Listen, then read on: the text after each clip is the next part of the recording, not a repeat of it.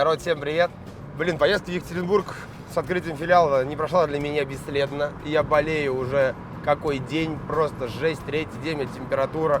И сейчас тоже. Но суть в том, что вам нужны видосы. Я понимаю, что вы не хотите ждать следующей недели или еще чего-то, и не дадите мне поболеть по-нормальному. Поэтому сегодня мы снимаем очередной видос. Возможно, кого-то удивит, что я еду сейчас на Opel Astra. Это Opel Astra. Она взята для обзора. Скоро выйдет обзор на Opel Astra J. Это именно она.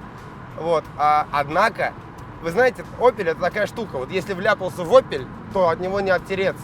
То есть, как только я взял Opel Astra на обзор, мне сразу написал человек: слушай, говорит, у меня есть Opel Astra, и у нее проблемы. Помоги, пожалуйста, оживить. По сути, это не мертвец, но есть проблемы, с которыми никто справиться не смог. Довольно длительное время о чем-то там ковырялись и не смогли найти. Поэтому сегодня мы будем ковыряться в Opel Astra, и для этого мы едем тоже на Opel Astra. А ковыряться мы будем сегодня в Opel Astra OPC в версии кузова H. Я думаю, что многие из вас мечтают о такой тачке, потому что все-таки более 200 сил на ручке, хоть и GM-овских, но все равно это круто. Короче, будет весело, как всегда. Поехали!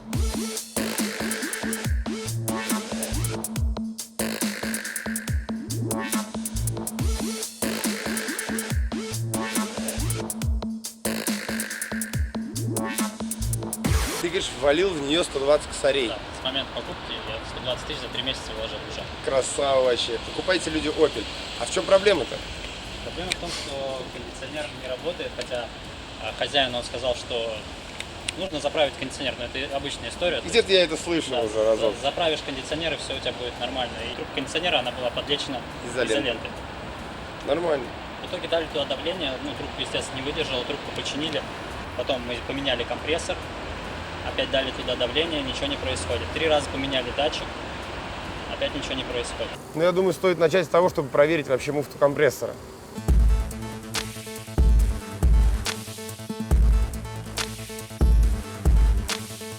Как заставить работать свой кондиционер? Я думаю, многие уже и так поняли как. Вот эти вот провода подключаешь напрямую, выводишь себе в салон такой тумблер. Вручную компрессор замыкаешь и пошел. Правда, надо еще сразу вывести механический датчик давления. Ну или электронный, чтобы показывать, чтобы ты ее случайно не передавил. Муфта срабатывает. Можно было, конечно, померить один сопротивление, но зачем? Когда мы сейчас напрямую сразу ее проверим.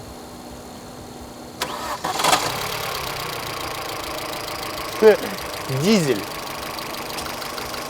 Таким вот образом мы подкинули ей туда давление. Давай посмотрим, будет ли работать сам конвейер.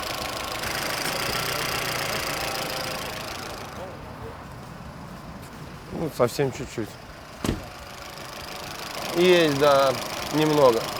Что-то, ну, это ладно, это на совести самого Opel, как она будет работать. Я все отремонтировал. Просто тумблер втыкаешь его туда, и все работает. До того, как мы полезем где-то что-то разбирать дальше и ковыряться, хочется замерить все-таки, что сюда не приходит напряжение на компрессор. Потому что это самое близкое. Мало ли, я, конечно, ни на чем не настаиваю, но вдруг окажется такое, что у нее, например, где-нибудь не хватает массы. Хотя, судя по входным данным, в ней ковырялся какой-то хороший, мощный электрик, ковырялся он 2 дня в ней. Поэтому уж за 2 дня, мне кажется, даже по теории вероятности все перепроверишь. Масса есть, уже неплохо. А теперь проверим, что плюс не приходит. Заведи, включи кондиционер. Ну и, соответственно, да, у нас не подается питание сюда. Он, наверное, еще и в блок предохранителей лазил, да? Значит, релюшку он проверял. Ну, так как спасибо Opel, у нас все написано, непонятно, где она здесь находится. Я думаю, теперь точно стоит лаунчем посчитать машину. Z20 Лех мотор. Так, поехали. EasyTronic, система контроля давления в шинах, ТПМС. А попробуй выключи его. А выключи попробуй. Ничего не меняется. Нормально. Да нет, я тут... Смотри, какие символы. Вот как перевести вот это вот? Ты снимал хоть раз блок здесь климата? Нет. Я тоже на Opel ни разу его не снимал. Здесь, скорее всего, нужны какие-то ключи. Я учу людей вытаскивать мафоны на опелях. Я уже все снял, блин. Это опыт. Опыт не пропьешь. О, Delphi. И здесь Delphi. Кому нужен мафон с Opel Astra? Блин, я отпаял провод. Я тебе тут отпаял проводочек один. Ты видел, что у тебя наколхожено было? Ситуация в чем? Это блок климата. Это разъемы блок климата. Сейчас мы померим напрямую, приходит ли сюда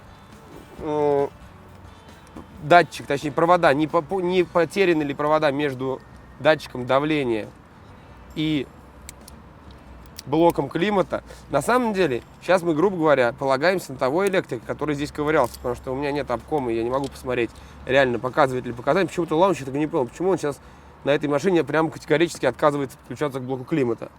У нас есть входные данные, что какой-то электрик ковырялся здесь и сказал, что давления в системе нет. Так вот, основываясь на его показаниях, сейчас мы будем делать так. Вынем этот разъем. Opel сделал два одинаковых разъема. То есть разъемы сами все разные, корпуса у них.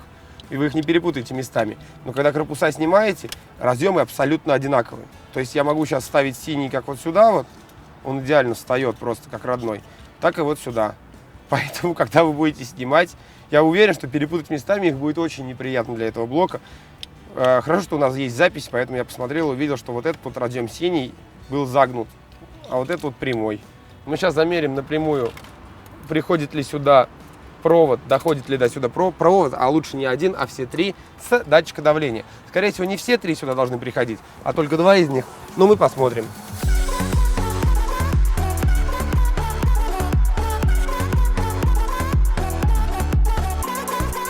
Владельцы Opel проходят через боль и унижение дважды. Первый раз, когда приезжают на сервис, а второй раз, когда продают машину.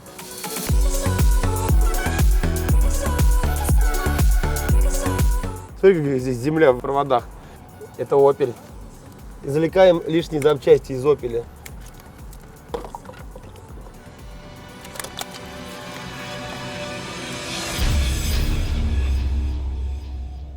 Ксенон надо вот этот китайский запретить просто на уровне законодательства. Это будет самый оптимальный вариант. Как за наркотики сажали людей. Такой, знаешь, твой ксенон, нет, нет, пожалуйста, мне подкинули. Opel такой, что париться, у нас же система кондиционирования. Давай пустим везде одинаковые провода. Хоп такой, черно-белый идет на питание компрессора, и черно-белый же присутствует на разъеме датчика давления. Черный с белой полосой, коричневый с черной полосой и чисто зеленый. Важно, чтобы у тебя был контакт. И теперь мы находим этот провод. Та-дам! Ничего у нас ни хрена здесь нету. И нам ничего не показывает. Но не надо торопиться. Втыкай во второй. Какой у тебя там будет? Зеленый. Давай чисто зеленый. Короче, вот зеленый. Нету. Давай посмотрим. Коричневый с черной полосой. Вот есть такой здесь. Тоже ничего нету. Интересное кино. Он сказал, что 5 вольт приходит сюда, да? Мы замерим их сначала с отключенным блоком климата, а потом с подключенным. Посмотрим, кто подает на них питание 5 вольт.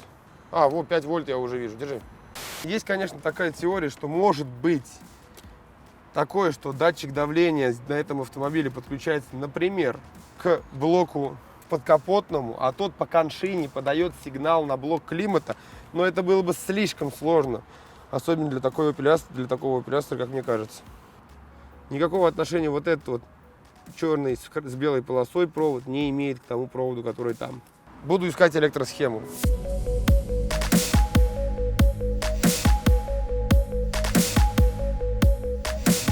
Тут подступила еще одна информация. Пока я ковырялся в поисках электросхемы нормальной на эту Астру, Ваня подошел и сказал: а у меня вся подсветка горит красным цветом. А давай, кстати, это и проверим, и посмотрим.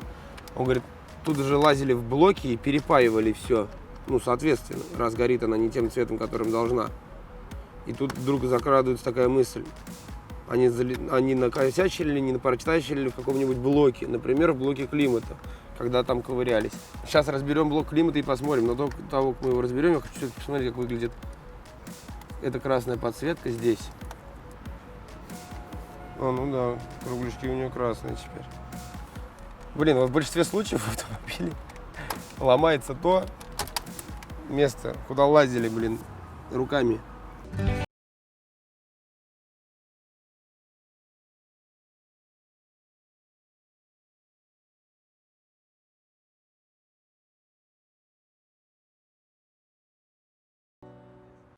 Короче, появилась идея подключить этот блок, так как в нем ковырялись, к другому Opel. Но так как у нас даже есть у одного из ребят такой Opel, но он, к сожалению, сейчас где-то там далеко и не может подъехать. Поэтому мы идем сейчас в салон первый попавшийся. Здесь их довольно много на Каширке. И будем искать Opel Astra и договариваться, чтобы к ней можно было подключить этот климат. Я забыл отвертку. Надо же взять отвертку, ведь там надо снимать мафон. Поехали. О, все, 63 тысячи пробег, почти новая. Блин, будет удивительно и весело, если окажется, что здесь не работает кондиционер. Да, муфта срабатывает, все.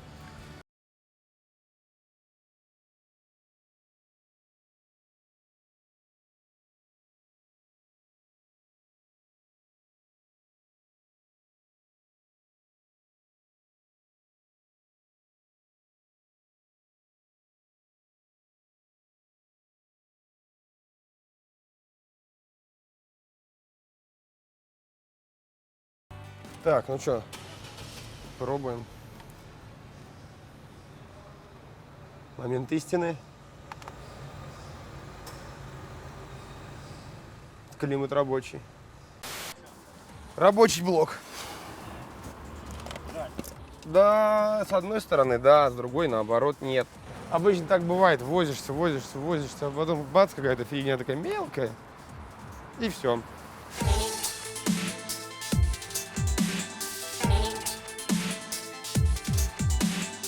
Давление в системе хладагента показывает блок двигателя. И знает о нем блок двигателя. То есть, например, любой корявый чип-тюнинг, и у тебя не работает кондиционер. Я просто сейчас в тупую буду подряд проверять. Так, они все трое подключаются на разъемы блока двигателя. Точно прям, 100% попадание.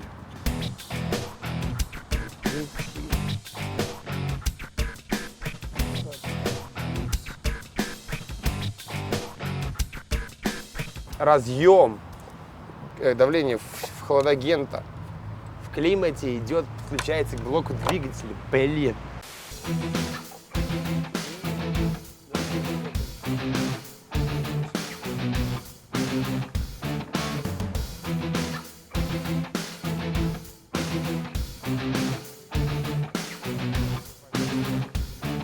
Один есть. Этот нашли. А этот у нас 5 вольт, так или иначе дает 5 вольт. Значит, мы его тоже найдем. Все нахожу на одной фишке. Удобно. Прям повезло, что я с нее начал.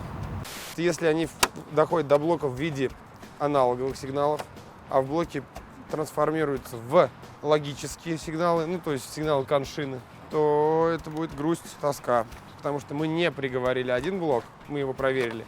Но если мы приговорим другой, это будет, конечно, печально. Короче, абсолютно ничего не сделано. Попередергивали все разъемы. Короче, оказалось, что у Ивана есть знакомый. Точнее, непонятно, кто там на клубе, чел какой-то, у которого есть, который занимается этими моторами. Ну, это, похоже, у кого-то там капиталку потом будешь делать, да? И мы ему сейчас позвонили, и у него оказалось, что присутствует такой блок управления на этот автомобиль, он может приехать и прошить его. Я пытался в лаунче подключиться к электронному, ну, то есть к климат-контролю. Он не подключается, пишет, блок не установлен. Хотя при этом Ваня говорит, что обкомом ее читали. То есть, значит, скорее всего, дело в лаунче. По сути, я особо не парюсь. Однако есть момент в другом. Когда мы подключились к блоку двигателей, залезли туда, то я увидел там информацию о пробеге. И пробег там записан 5771 километр.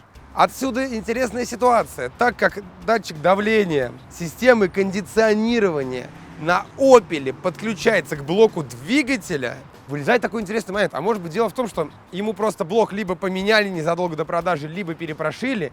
И два варианта. Может быть, прошивка не предусматривает вообще климат-контроль, а может быть, она работает с кондиционером, поэтому этот блок не функционирует с блоком двигателя, потому что общение не по коншине.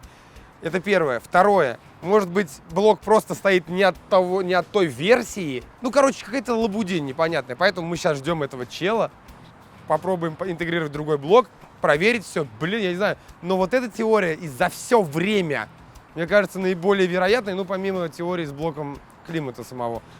Короче, мы внезапно во всем разобрались. Все работает. Блин, это просто жесть. Как все просто и логично. И помог, на самом деле, в этом разговор с этим челом Владом.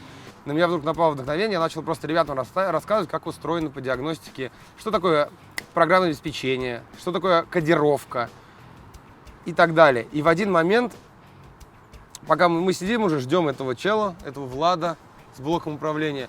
И вдруг у меня приходит мысль, я думаю, а дай-ка я попробую в кодировке этой машины поковыряться. И удивительно, но оказалась проблема здесь. И вообще большим плюсом в этом деле стало понимание, что датчик давления в системе кондиционирования подключается к блоку двигателя. Лаунж, блин, это не официальный прибор и уж точно не обком, ничего. Короче, мы залезаем в специальные функции блока двигателя, запрограммировать конфигурации модификации. И вот здесь вылезает комплектация этого автомобиля. Вот компрессор кондиционера есть, отсутствует с муфтой и без муфты. Без муфты это современный тип компрессоров. Здесь стоит обычный с муфтой. Сейчас мы его запрограммировали. Еще раз залезаем, смотрим. Теперь у нас АЦ-компрессор VIV-клатч, то есть с муфтой, со сцеплением. Перезапускаем.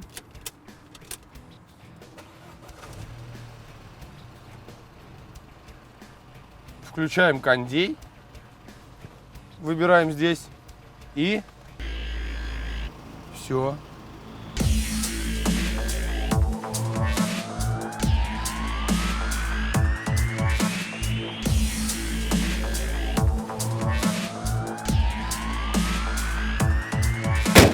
Ну чё, блин, я сам удивился, я не думал, потому что время подходит к концу, к вечеру, и так получилось, что чудесным каким-то образом вся эта ситуация разрешилась. Блин, я не знаю, я думаю, Ваня счастлив. Вообще просто, я очень благодарен тебе, спасибо большое. Кстати, еще появилась такая идея. Снять нам обзор на этот Opel или не надо? Учти, Вань, обычно те, на чьи автомобили я снимаю обзоры, после этого со мной не разговаривают. Ничего, я же тебе предложил сразу положить мотор перед капиталкой, как раз на этот обзор. Во, а может и об дерево разложить. Это же я предложил, но почему-то Ваня против. Ну, это же Opel. В общем, как-то так. Всем пока.